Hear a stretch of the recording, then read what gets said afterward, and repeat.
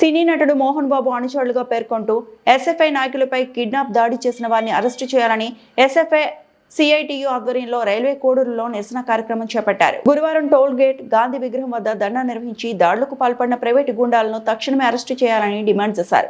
CITU రాష్ట్ర council సభ్యులు Chandrasekhar, SFI జిల్లా ఉపాధ్యక్షులు ఎస్ లతీఫ్ మాట్లాడుతూ కలెక్టర్ కార్యాలయం వద్ద ధర్నాకు వెళ్తున్న ఎస్ఎఫ్ఐ నాయకులు అక్బర్ వినోద్లపై దాడి చేసి కిడ్నాప్ చేశారని ఆరోపించారు.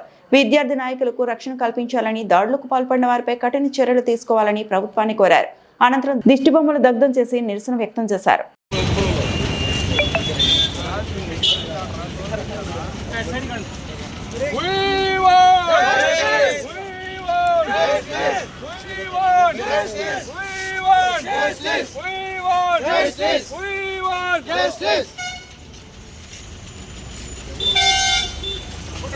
ఈరోజు మోహన్ బాబు తిరుపతిలో చంద్రగిరిలో ఉన్నటువంటి కాలేజీలో వేలాది రూపాయలు అక్రమ వసూలు చేస్తున్నందుకు హైకోర్టులో 27 కోట్లను వెంటనే చెల్లించాలి విద్యార్థుల తల్లిదండ్రులకని చెప్పిస్తే దాన్ని అమలు చేయనందుకు నిరసనగా ఎస్ఎఫ్ఐ నాయకుడు అక్బరు, వినోద్ గారు వీళ్ళందరూ కూడా ధర్నా చేయడానికి 11 గంటల ప్రాంతంలో కలెక్టర్ ఆఫీస్ పోతూ ఉంటే 30 మంది బౌన్సర్లు అదేవిధంగా 3 వెహికల్లో వచ్చి కిడ్నాప్ చేసి భయంకరంగా దాడి చేసి ఒక్కరు చంపడం మాత్రం తప్ప మిగతాటన్నీ చేశారు.